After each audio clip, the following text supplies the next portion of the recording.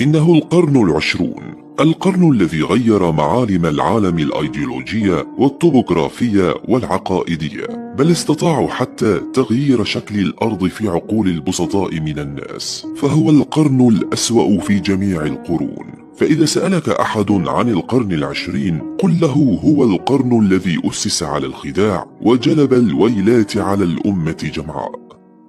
سنبدأ الحكاية بين الحرب العالمية الأولى والثانية، عندما كشف لأول مرة عن مفهوم جديد سمي بالنظام العالمي الجديد، وذلك من قبل ممثلين على خشبة المحفل القديم بلسان وودرو ويلسون الرئيس ال28 للولايات المتحدة، ونيستون تشرشل رئيس وزراء بريطانيا، من أجل التمهيد لفترة جديدة تتميز بتغيير جذري في الفكر السياسي وميزان القوى العالمية، يهدف إلى تقييد العالم تحت حكم واحد.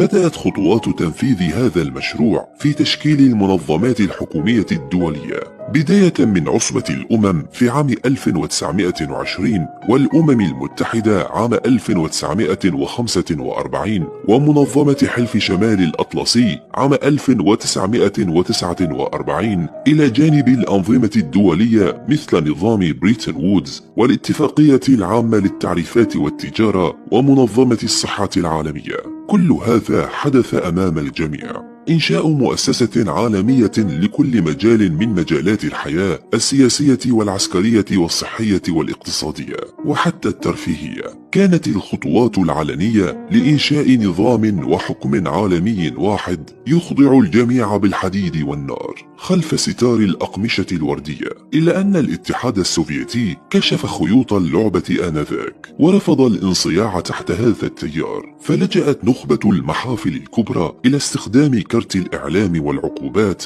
وتحريك الدمى العربية لإرسال الإسلاميين نحو حرب طويلة ضد السوفيتيين العدو الأشرس للإسلام.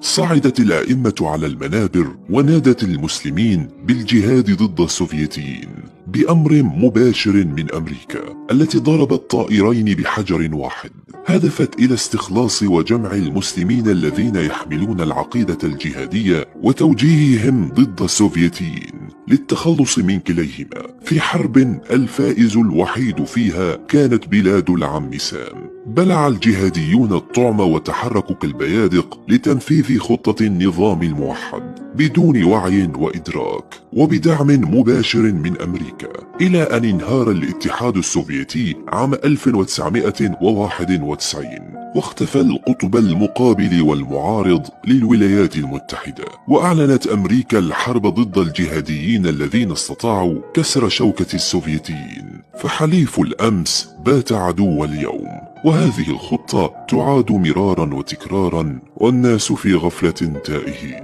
لا يعون ما خلف الأحداث لغاية وقوع الأمر.